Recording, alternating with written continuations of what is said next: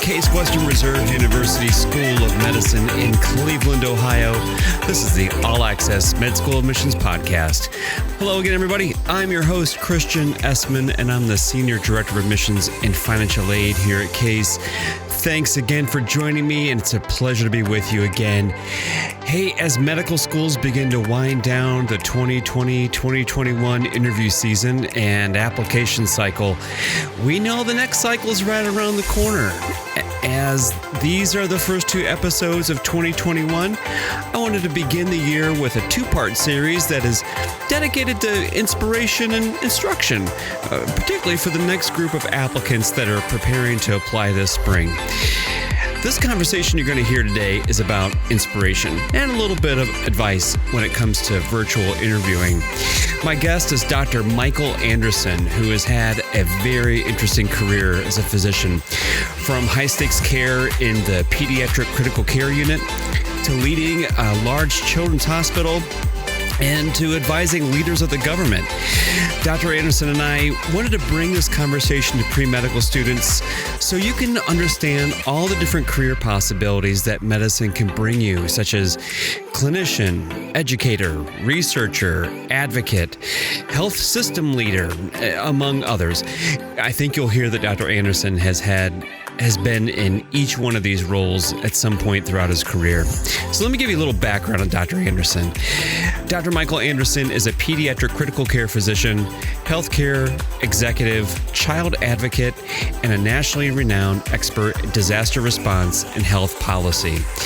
Dr. Anderson has served in a number of healthcare leadership roles, including as the inaugural president of the UCSF Benioff Children's Hospital in San Francisco, vice president and chief medical officer for the University Hospitals Health System right here in Cleveland, Ohio, and currently a senior advisor to the Assistant Secretary of Preparedness and Response at Health and Human Services in Washington, D.C.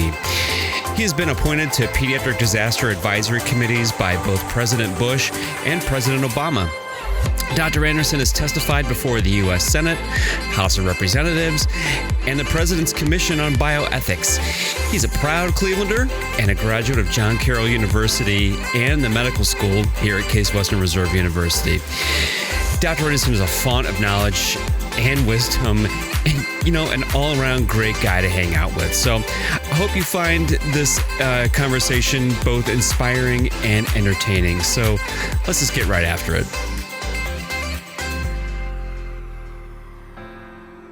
Hey, good afternoon, Dr. Anderson. I am so thrilled to have you on this conversation podcast with me. I can't even get my words out because I've been waiting to do this with you for a long time, and I'm glad that we finally found time in your schedule to meet up.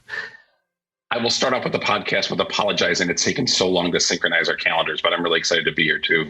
Yeah, and I know that we've had a great relationship over the years, and now we've been able to sit back here in Cleveland and watch how you've progressed and all the different things you've done. So today's conversation, like I said in the introduction, it's about inspiration and instruction. So a little bit of instructional and inspirational, and you're a great person to come on and help pre-medical students kind of understand all the different places you can go as a physician and places you can take your career. But before we get into that, I want to quickly summarize your long and impressive career. So, first I would have to say that it all started with our admissions committee when you were on it. And I think that was a catalyst for really setting your career on fire. That was it. I mean, whenever I'm in an interview, I say, by the way, the admissions committee for Case Western Reserve was the catalyst. I use that word catalyst quite a lot. I have a chemistry degree, so I use catalyst quite a lot. Yeah. So, you vice president and chief medical officer, University Hospitals Health System here in Cleveland, which led to you becoming the president of Benioff Children's Hospital at UCF. And now senior advisor to the Assistant Secretary for Preparedness and Response for the Department of Health and Human Services. How did you wind up at HHS? Yeah, I'm the luckiest guy in this country. So, I do have such incredibly fond memories of my time at Case, whether it was faculty or a student, or to this day, I can remember my interviews at Case and was so honored to go there for medical school. I've had a really interesting, and I'm really humbled by what I've been able to do. So it goes all the way back to 2007, if I can be brief. I was working at University Hospital's Rainbow Babies as an intensive care doc. I had a deep wish to be an advocate for kids that were affected by disasters. It's a long story about what happened during Katrina. But I was out to lunch with one of my favorite people from University Hospitals, who's the government relations person. She said, "What do you want to be when you grow up?" I said, "Well, I'm a physician." She said, "No, but what do you ultimately want to do?" I said, "Well, I would love to run a children's hospital." And she said, "Well, what's your plan and what's your mentor and what do you got? What are you doing?" I said, "Well, I'm an intensive care doc, with a publication history." And she's like, no.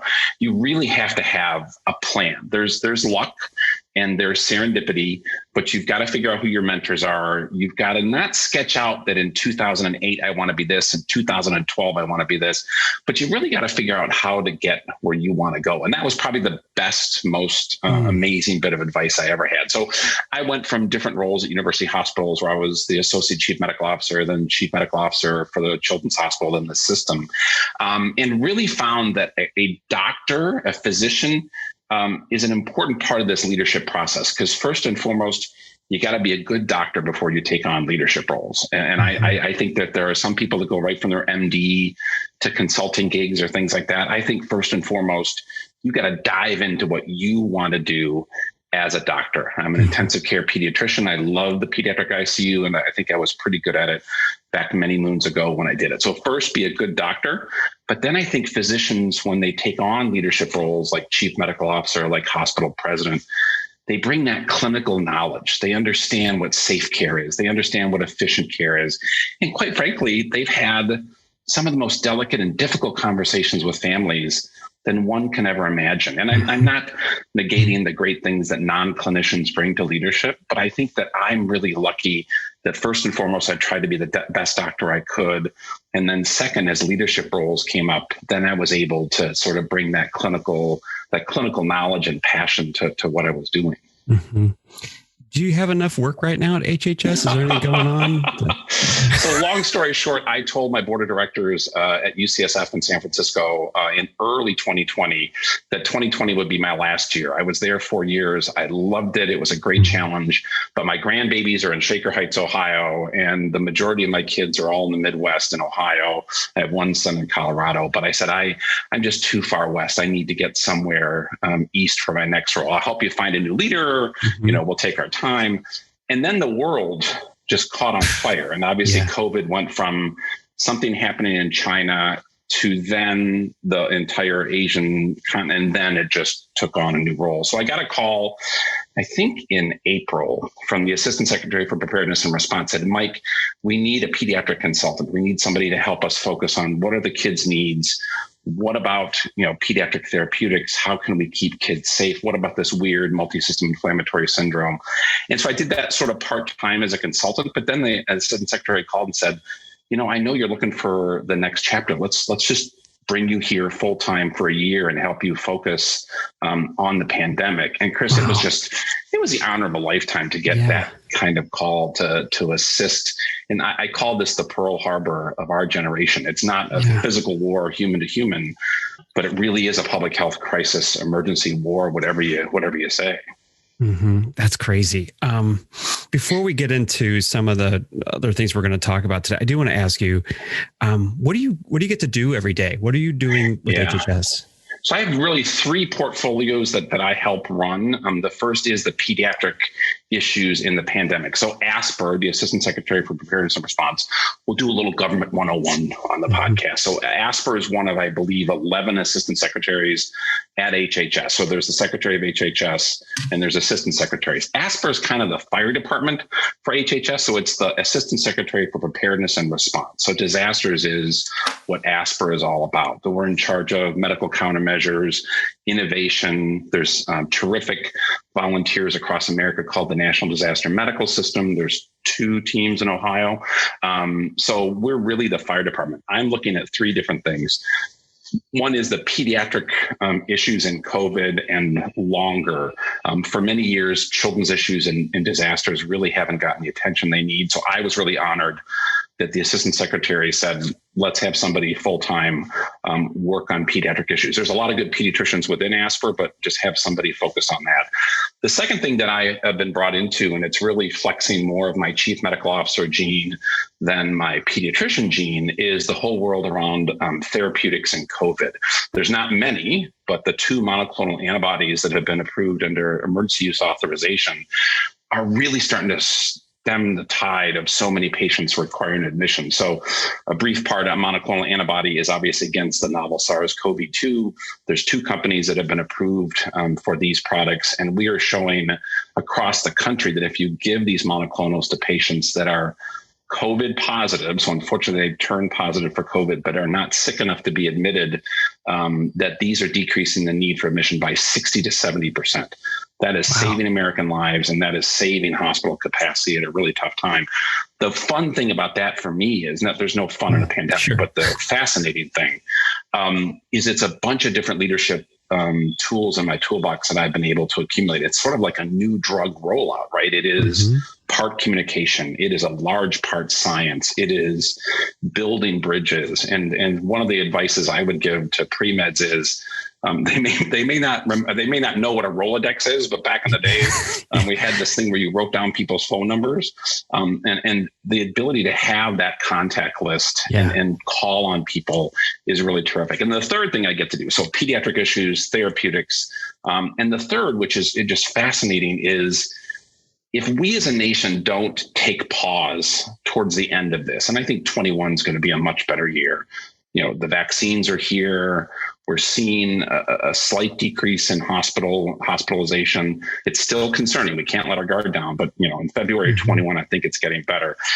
If we don't take pause as a nation and figure out how to prepare better, what is the public health structure? I'd love to talk about physicians' roles in public health emergencies. So the strategic thinking around, let's not just type up a 300-page lessons learned, which is what we tend to do.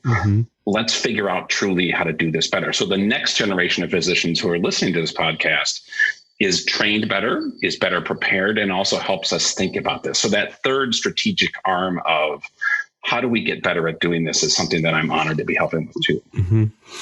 I know your roots and your heart are here in Cleveland, but what have you found to do to unplug in DC?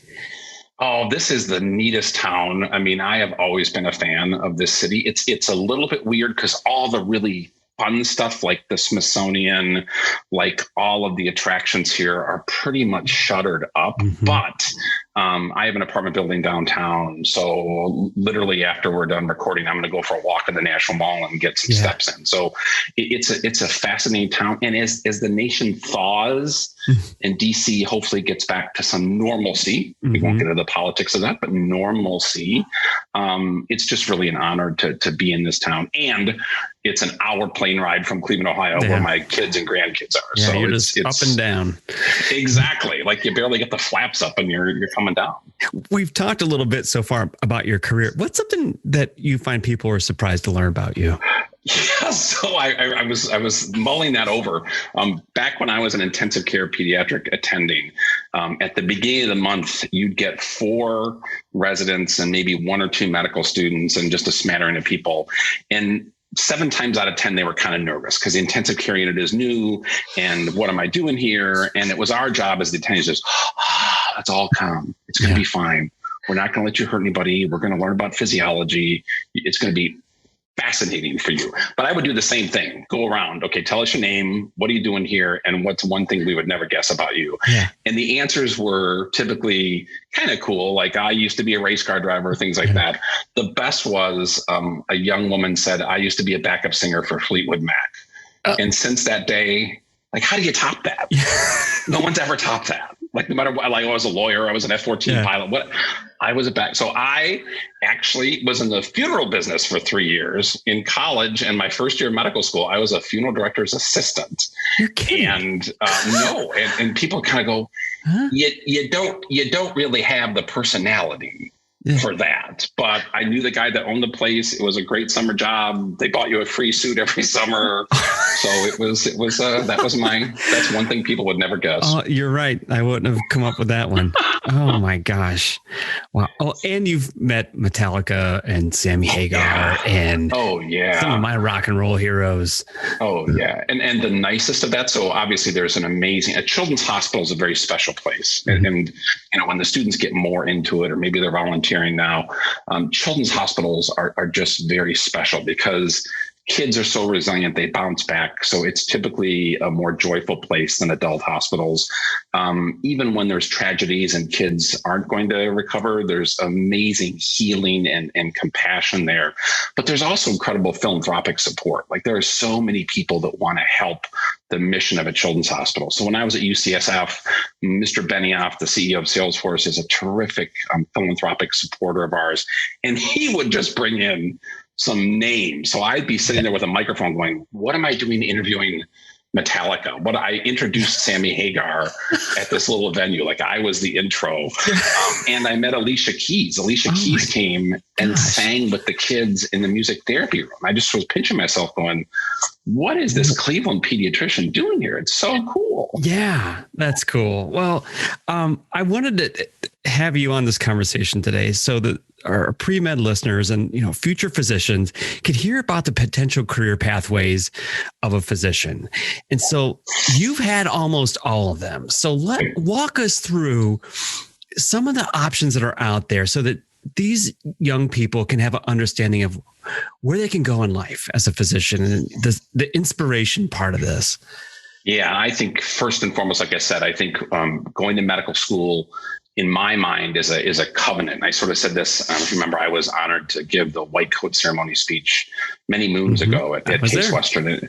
And I said, this is the first day of a new covenant you now have with the citizens of this country or wherever you serve. And that is first and foremost to be a really good doctor, to devote every bit of energy you can, no matter how tired you get, no matter potentially discouraged you get. So first and foremost, I think the career when you enter medical school should be dedication to being a great doc. You can pick your specialty, and it's so cool that you can do everything between psychiatry, where you never touch a stethoscope, to heart surgery for children, where you tie together vessels that are the size of pencil leads. I mean, there's so many different things you can do. But I think being first and foremost a compassionate, grounded human physician is really important.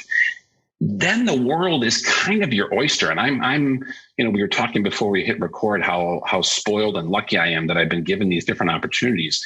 First, I think physicians are natural researchers, right? We're curious.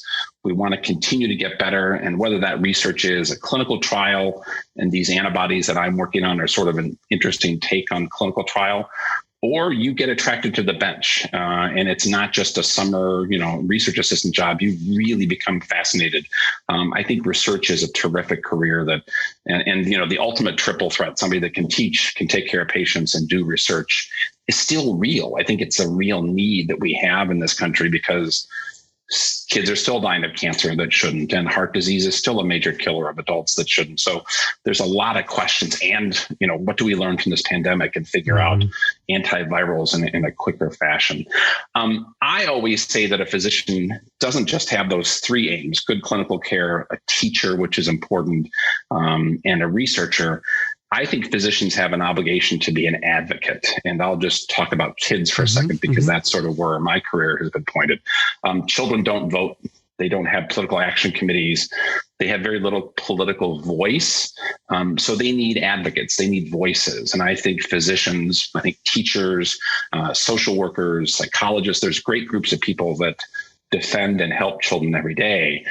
But you would be really surprised how legislators and the executive branch and state legislators and governors really want to hear from physicians, because they understand you're first and foremost a patient advocate. You are here. Yeah, sometimes you have a slightly self-serving issue, but you're here to advocate for those kids, or those patients writ large. So the reason I bring that up is there are physicians that have done a great job as clinicians, but are now leading public health entities, that are now full-time advocates for kids in Washington, D.C. I've been honored at my time here in the federal government as a contractor to meet just amazing docs in the Secretary of Health's office, where the Surgeon General works, in the CDC, that's really had a lot of challenges this year. So there's really ways to take that advocacy and make it your full-time job. I mean, don't just talk about it and go to Columbus once a year for Advocacy Day, but then to be an advocate.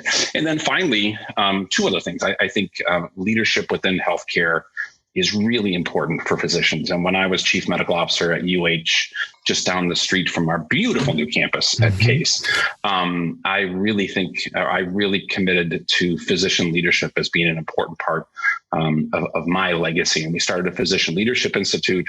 Docs want to be leaders, but I think some of the language around emotional intelligence, or certainly the world of finance or the world of HR, those things are often foreign to docs. And if they want to be good, successful leaders, we've got to take it seriously. And then the ultimate, and there's lots of docs that have done this, is elected office. I mean, I think that having physicians in the halls of Congress or the halls of the state house, it is terrific. And I think that if you're willing to go through that and take that career on, number one, God bless you, more power to you. But there's physicians that run for and successfully become Congress people and leaders and governors, et cetera.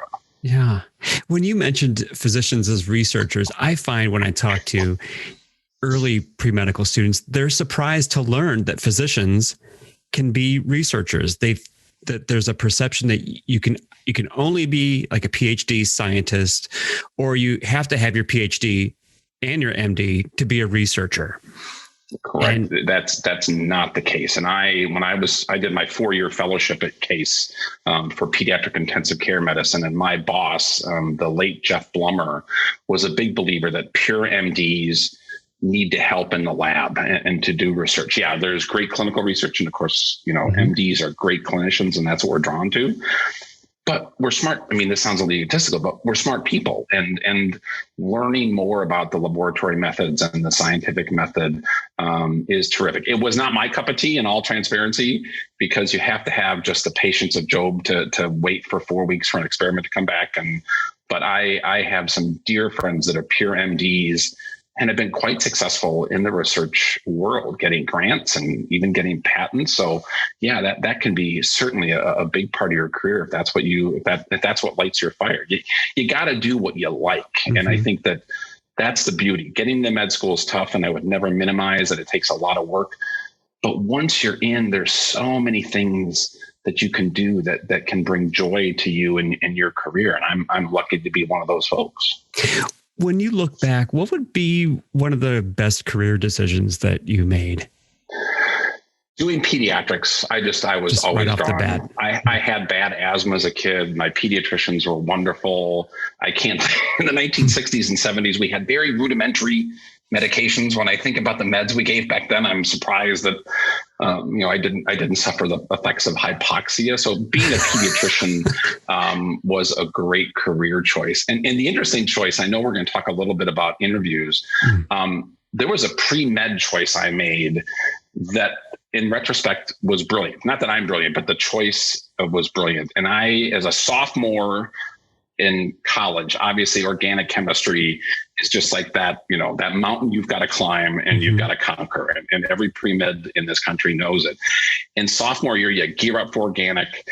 But then I also took a 300 level interviewing course in the communications department at John Carroll. And it was tougher than organic. This was Dr. Jackie Schmidt, who is the former chairperson of communications at John Carroll, I owe so big, because in retrospect, it was all about how to conduct an interview. And a physician needs to know with empathy and compassion, but with focus, how to get information in.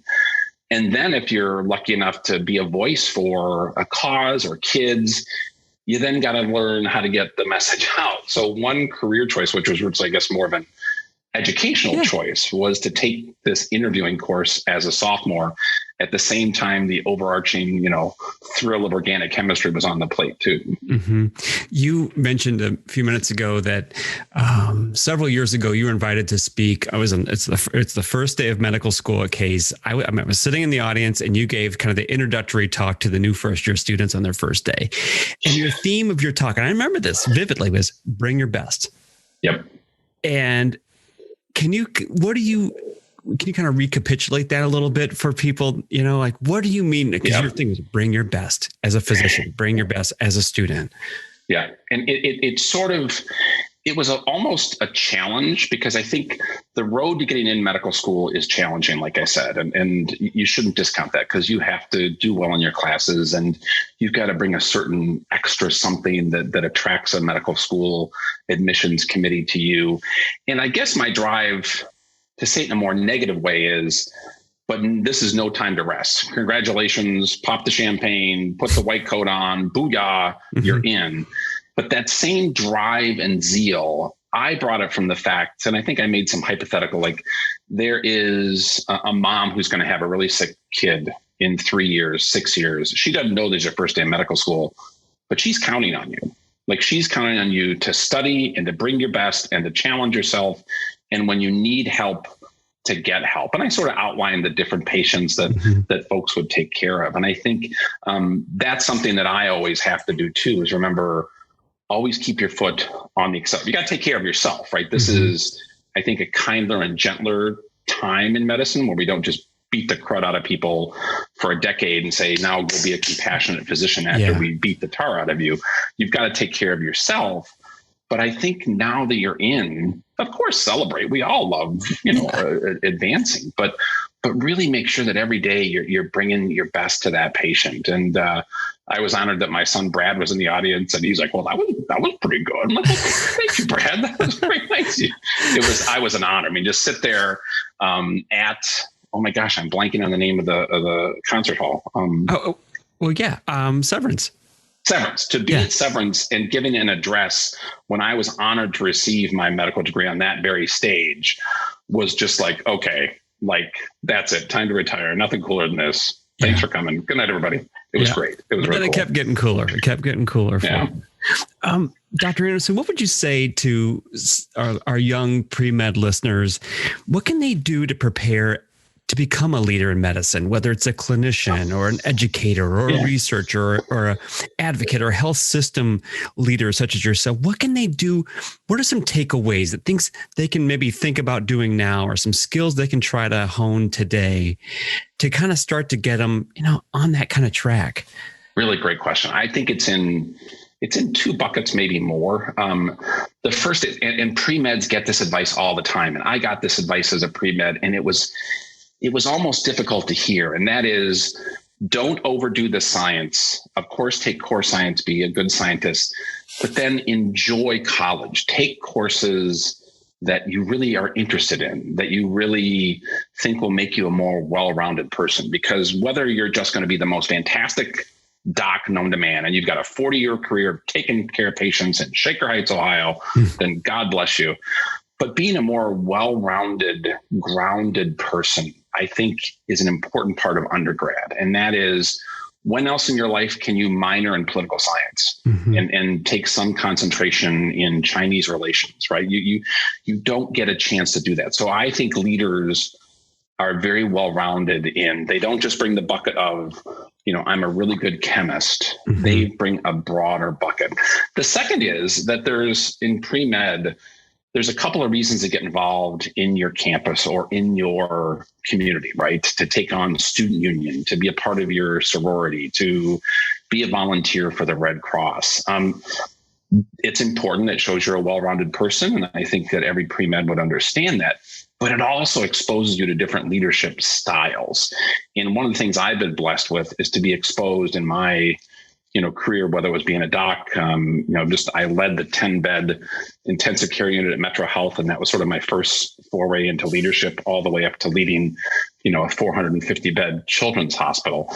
You see different styles. And I think if you can be a part of groups where you get to sort of test the waters of your leadership style, but then also see how other leaders lead, then you can sort of cherry pick. You can take, well, I loved what Dr. Rothstein did with this, and I put that in my pocket as a leader, but I didn't really care for how Mr. Smith led, and I don't want to find myself in that bucket. So that's a lot to pack in 4 to 5 years, right? That's a lot, but I think that advice to enjoy college and become as well-rounded as you can going in, I think just makes that 4 years more fun and then kind of sets you up for success. When you're a health system leader, what kind of decisions weigh on you?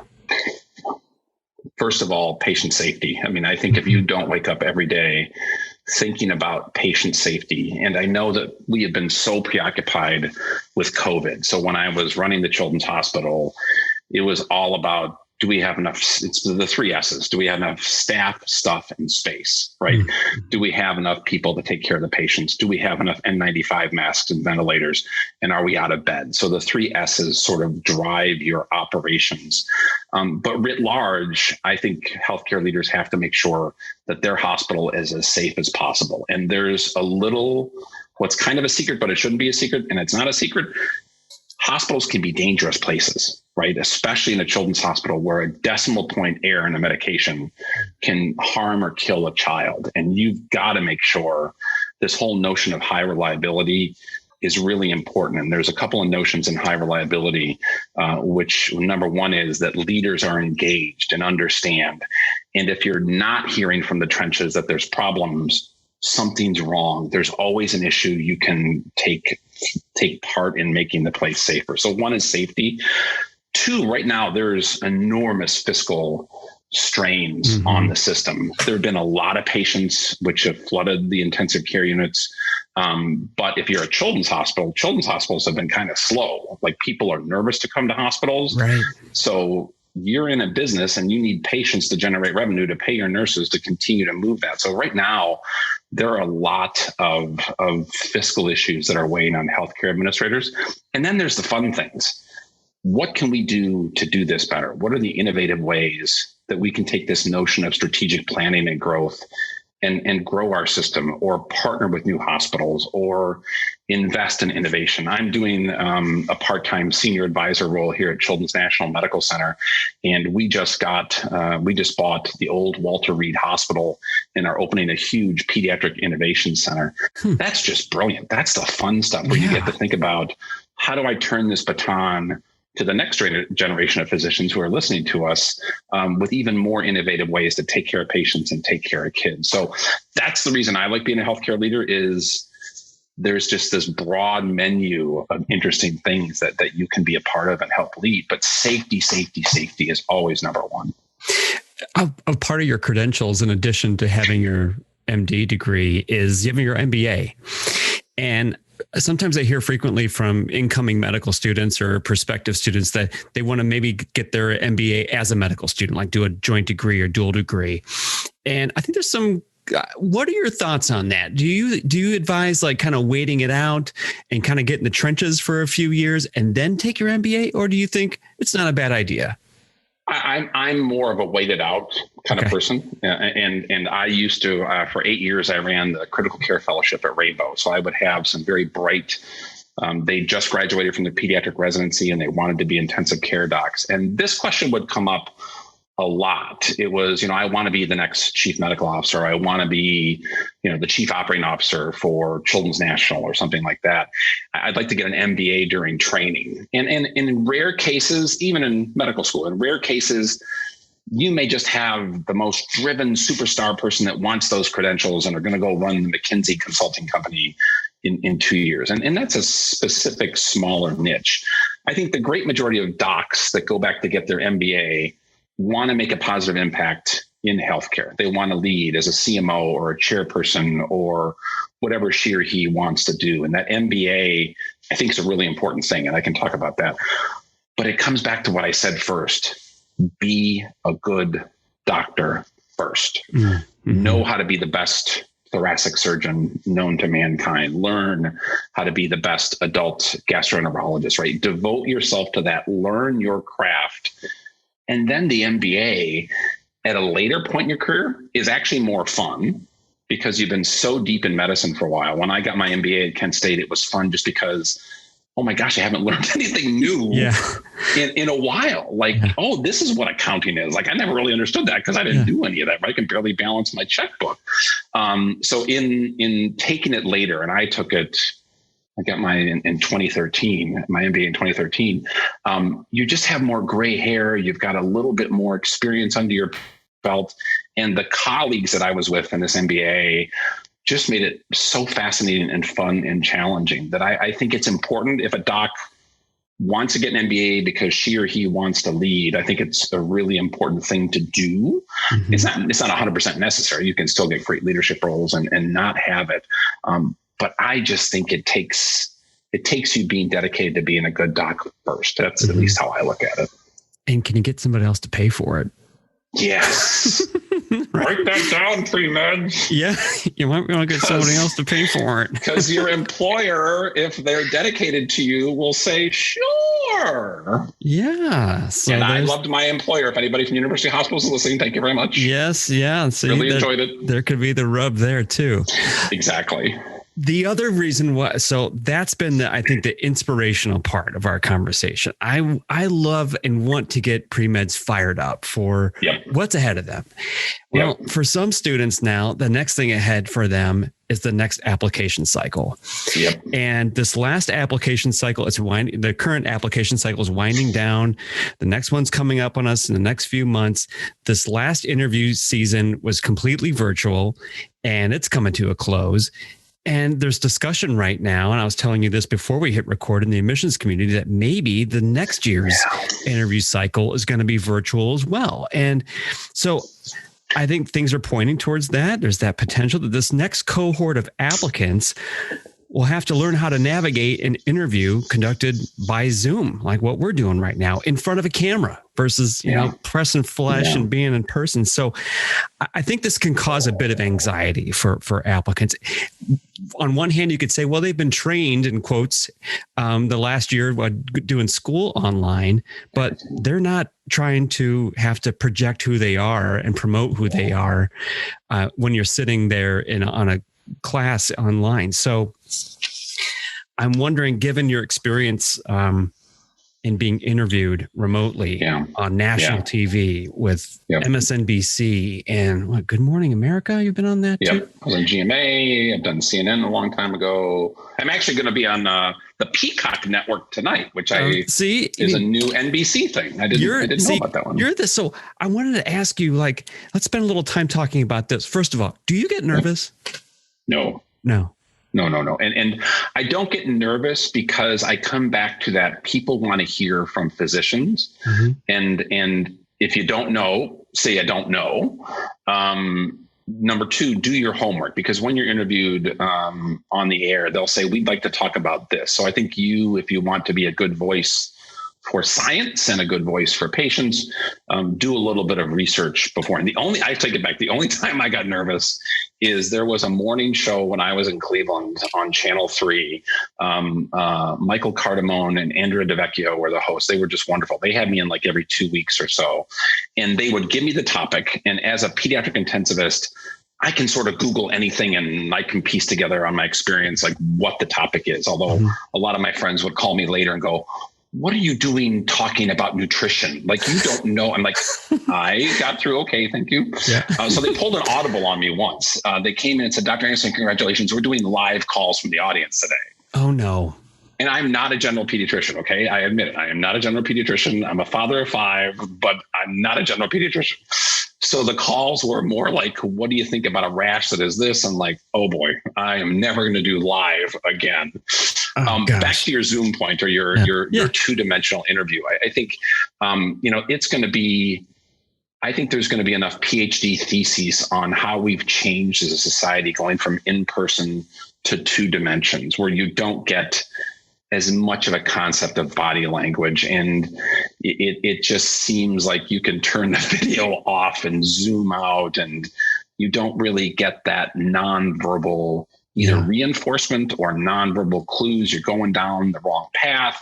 It's everything in 2 dimension. And I hope with time and vaccine and herd immunity, we'll get back. Even at HHS, 90% of my meetings right now are in Zoom. Like 10% will be masked and distanced in the office, but most of it's on Zoom. So I think there's real impacts of this. I do think there's some advantages to doing an interview on Zoom. And I think it's twofold. Number one, you can practice with your friends. And I know you're supposed to do that in pre-med anyway. I did it when I was at John Carroll. And two, the other thing that you can do that you really can't do in a live interview is have notes. And I was just kind of thinking of it beforehand. Like if there's 3 buckets you want to get across in my candidacy for your medical school, that my grades are good, I was the president of this, and I volunteered for 3 years at St. Jude or something, that in a live interview, you really can't look at notes because that doesn't really go well. But during Zoom, you can sort of prep like, okay, and I do that when I'm on the air on television too. Like if I've got a moment to look down, I can make sure I'm hitting the high point. So I'm trying to make some lemonade out of the lemons with this. There is, and I know you and I were talking a little bit about the debate is if we go to almost an all virtual interview cycle with a lot of visits later, maybe, does that allow students, because it's expensive, right? If you're going to fly to Stanford and you're going to fly to Case and you're going to fly to NYU, I mean, nobody pays for that except you. So that's very challenging for most pre-med students. So there is that really important part. And I know you mentioned that there's some expert guidance coming out. I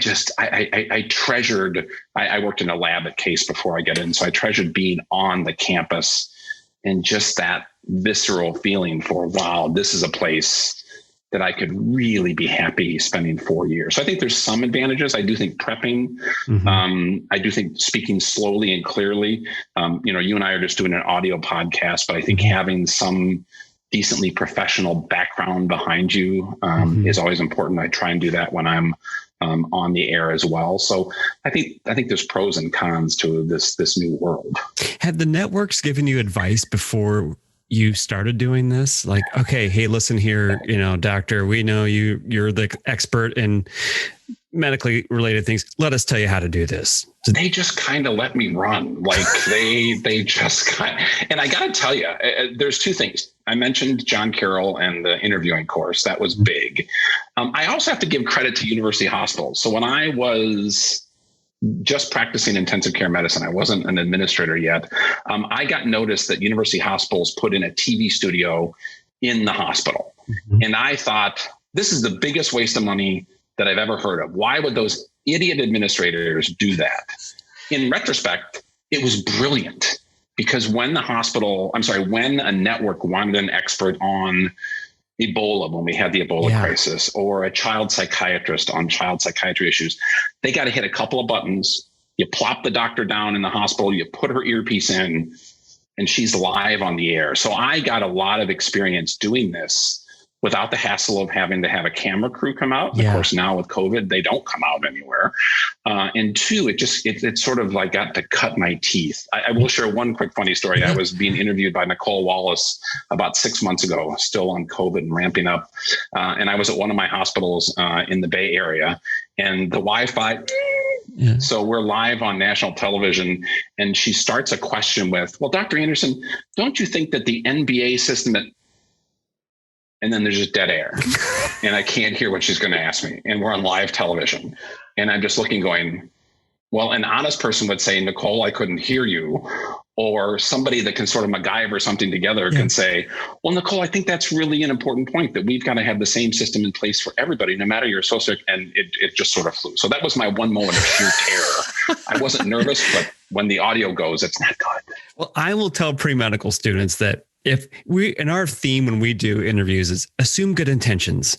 If our internet gets wobbly, it's fine. If your internet gets wobbly, we're not going to hold it against you either. So if something happens where you don't hear the question, it's okay to say, you know what, my audio kind of cut out a little bit.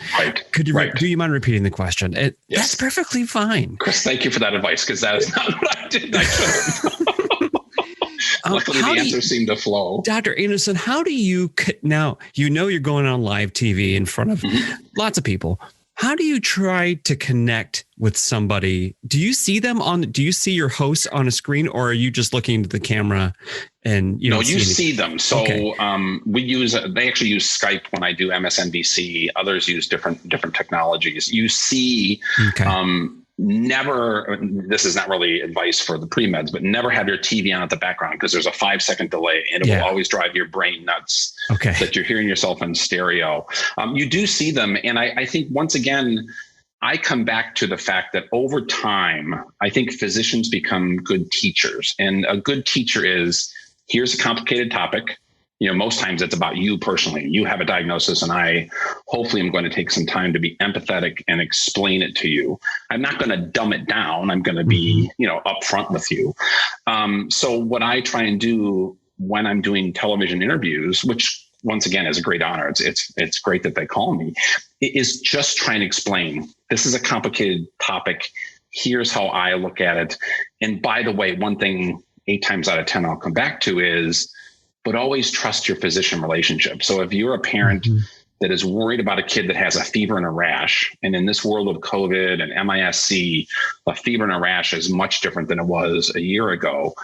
You've got to have that relationship with your primary care provider. You've got to have a trusting relationship, and you've got to realize, once again, assume good intentions. If you are nervous about calling your doc or doing a telemedicine visit, let's try and back away from that nervousness and make sure that relationship's important. So it's an honor to do these kind of interviews because I think I'm just trying to advocate for the docs and for their kids. That takes me to my next question, because I want to try to find some other advice for our prospective physicians. And there's been no time like right now in our history where physicians and healthcare leaders are on TV every day.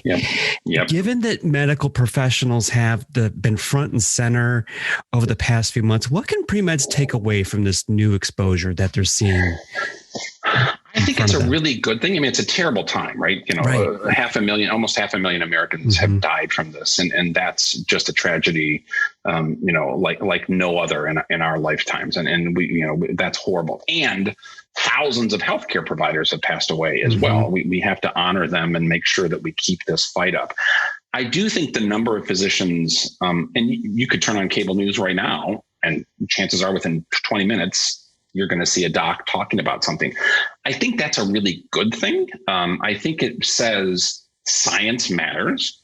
We need to trust the experts, and you need to realize, and the honest docs will do this, sometimes we're building this aircraft as we're flying it. So when you see Dr. Fauci, and Tony Fauci is just so good at trying to bring the temperature in the room down, of explaining where we're at, and also saying if we don't know when it's going to evolve, then we don't know when it's going to evolve. So I think physicians being a part of that, I've heard some people push back, well, it's just superficial, and what can you really explain in a 3-minute soundbite? I disagree, because I think, once again, science matters.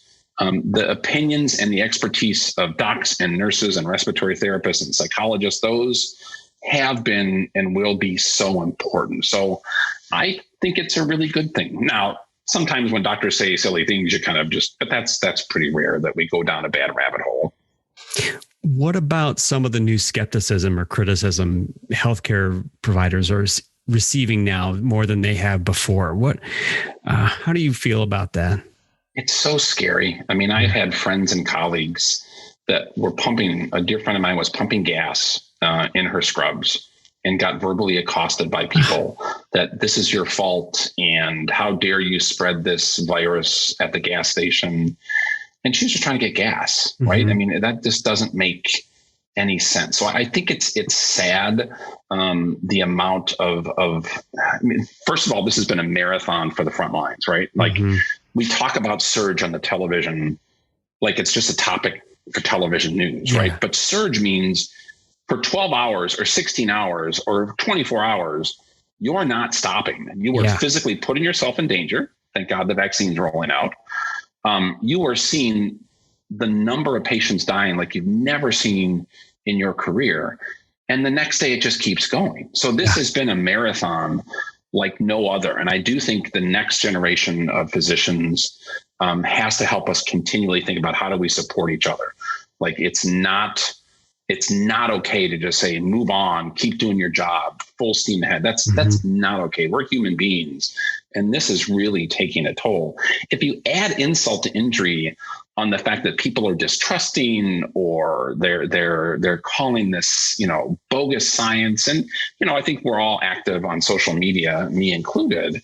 And some of the comments I've gotten about, well, this vaccine can't be trusted because it came on too fast, and I'm not going to expose myself to this because this is just a disease of the elderly. There's just some, you sort of kind of ring your brain of, no, I trained for 15 years to get where I'm at. I'm not infallible. Yeah. I will make mistakes and we will iterate. But, I've seen colleagues of mine that have a coffee mug that says, my medical degree is worth a little bit more than your Google. And with all due respect to people Googling stuff, like you got to listen to us. Yeah. And I think, once again, in a new administration, you see Dr. Fauci taking a deep breath. And I can just say it's been reassuring, not to get political, but it's been reassuring in the work I do, that there's a new energy and a new, we're going to get through this. But I will once again come back to the challenge for the pre-meds that will become physicians. We got to figure out how to do this better, because this whole notion of a public health emergency, I think medical schools need to talk more about disaster preparedness and response. I think state governments have to invest more in public health so we do this better. So it's actually, and the data probably better than I do, Chris, I was worried that this current year would actually decrease the number of people that wanted to go to medical and nursing school. And I've been told exactly the opposite, that America's youth is rising to this. Yeah, big time. That's great. I've had people that I know kind of raise an eyebrow on some of the things you're talking about, vaccines and stuff. And I said, look, I know some of these people. This is their life's work. Right. They've been working their whole lives on this type of topic or this type of science. This is their thing. And they're saying, if you don't want your shot, I'll take your spot in line. I mean, that's in a heartbeat. Yeah. So in a heartbeat, I've never done. So I got immunized on deployment with HHS, and I was never more celebratory. I think the Brits call it a jab. I was never more celebratory around getting a vaccine than when I got the 2 doses. I mean, it's just, it's amazing how, and I give a lot of credit to the private pharmaceutical industry, going from 0 to 100 miles an hour and now getting 3 vaccines out in this amount of time is just a tribute to science. That's what this is about. Mm-hmm. Has your perspective on medicine or the meaning of being a doctor changed in the last year? I don't know how you could not love this career. And I know I'm a little bit spoiled, Chris, in that I think if I was a frontline adult intensivist in Texas and I've been beat up for 6 months, maybe becoming a golf pro would have been a better career choice. But I think if you look at what the next 10 years of this country is going to need, and it's going to need rebuilding and refocusing on public health and how to do this better, I'm just honored to be a doc. And I'm honored that I've been able to have a couple of different career choices. And I credit, my professors at John Carroll. I credit my experience at Case, which was, just the most amazing 4 years of my life. I'm really lucky to be a physician and to be in the roles I'm in. Mm-hmm. My last question for you, Dr. Anderson, would be, what can pre-meds do right now? What can they do to be role models for their peers? What's your kind of final kind of thought, just to kind of put a bow on this? Yeah, I think celebrate science. I mean, there's so much misinformation and distrust out there. And I can just think about, I keep in touch with a lot of my undergrad friends and colleagues. I think stand tall and be proud of the science. Be a spokesperson for the fact, while the vaccine is here and we're talking in February of 21, we've still got a lot of months ahead to get through this. So also stand up for the fact that, social distancing and masking, it doesn't magically go away in March of 2021, that we've got to remain diligent. And then third, I just would enjoy your undergrad experience. I know, once again, I felt the pressures of medical school applications and there's no minimizing that, but enjoy your time in undergrad and just celebrate the fact that you're going to become a well-rounded person that hopefully will then become a physician. Yeah, awesome. Well, listen, this has been spectacular. I said I really wanted to come into this with some inspiration and some instruction, and I hope that we captured that for our listeners. So thanks again, Dr. Anderson. It's been a pleasure and an honor to have you with me today. The pleasure is all mine, Chris. I thank you for being patient and tracking me down, and I'm so appreciative of your time. And this is just terrific work. I wish this was something that was a reality when I was a pre-med. Well, I'm grateful that I can have you on the list of other guests. I couldn't do it without people like you, so it wouldn't happen. So thanks again, and I can't wait to see you here in Cleveland and see you in person. I will be there soon, my friend. All right. Thanks, Dr. Anderson. We'll see you around. Thank you.